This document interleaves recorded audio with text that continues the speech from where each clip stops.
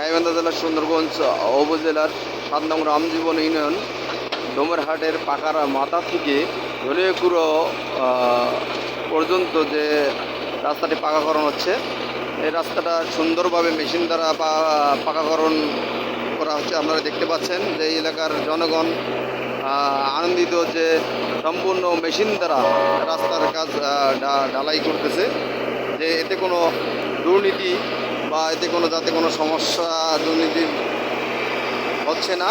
জনগণ বুঝতেই পারছে কোনো দুর্নীতির এখানে কোনো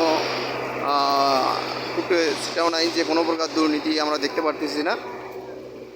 সম্পূর্ণ মেশিন দ্বারা এই রাস্তার কাজ চলমান রয়েছে। এটা হচ্ছে গাইবান্ধা জেলার সুন্দরগঞ্জ উপজেলা রামজীবন ইউনিয়ন পাকার মাথা হতে ধনিয়াকুড়ো পর্যন্ত।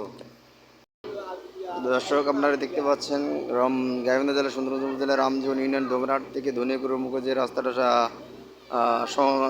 রাস্তাটি হচ্ছে, এটা হচ্ছে পাকাকরণ হচ্ছে। এটা সম্পূর্ণ মেশিনের দ্বারা পাকাকরণ হচ্ছে। এখানে কোনো দুর্নীতি দেখা দিচ্ছে না। জনগণ আনন্দিত এইরকম মেশিন দ্বারা কাজ করার কারণে। ধন্যবাদ। আমি মোহাম্মদ রেজাউল করিম, সুন্দরগঞ্জ থেকে।